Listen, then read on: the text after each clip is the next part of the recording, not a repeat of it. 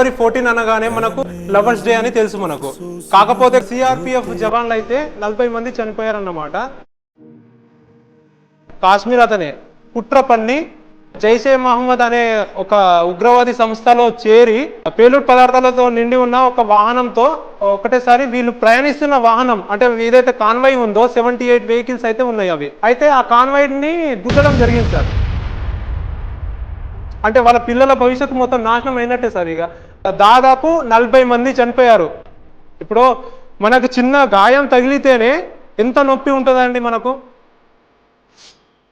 పిల్లలను విడిచేసి అమ్మ నాన్నను విడిచేసి వాళ్ళ ప్రేమను దూరం అయ్యి ఫ్యామిలీ ఎంత సఫర్ అవుతుంది. కూడా రోజును జరుపుకోండి. కాకపోతే దాంతోపాటు మన జవాన్లు అయితే వాళ్ళకు గుర్తు తెచ్చుకునే ప్రయత్నం అయితే మనం చేద్దాం అనేసి చిన్న నా ఆలోచన. మనము గుర్తు పెట్టుకోకుండా ఇది అడ్డమైన రీల్స్ మనం షేర్ చేసుకుంటా పోతే ఎంతో కొంత మనం గుర్తు పెట్టుకోవాలనేది అంతే చిన్న ఉద్దేశం. ఎంత సేవ చేసినా మనం సొసైటీ తించకపోవచ్చు.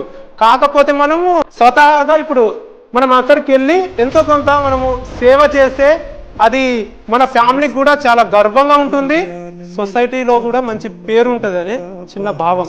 నా వంతు ప్రయత్నం అయితే చేస్తున్నాను సార్.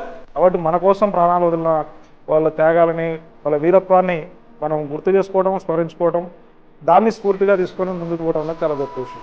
సో మంచి కార్యక్రమం తీసుకొచ్చిన తమ్ముడు దేశం కోసం పనిచేయడం అనే గొప్ప లక్షణాలను మనం అవార్డు చేసుకోవడానికి ఇటువంటి కార్యక్రమాలు ఉపయోగపడతాయని నేను భావిస్తున్నా. ఈ కార్యక్రమాన్ని ఏర్పాటు చేసినందుకు తమ్ముడిని అభినందిస్తూ మనందరం అమరవీరుల త్యాగాలను గుర్తు చేసుకుంటూ వారి ఆత్మశాంతి కోసం 2 నిమిషాలు మౌనం పాటించడానికి అందరినీ నిలబడవలసింది.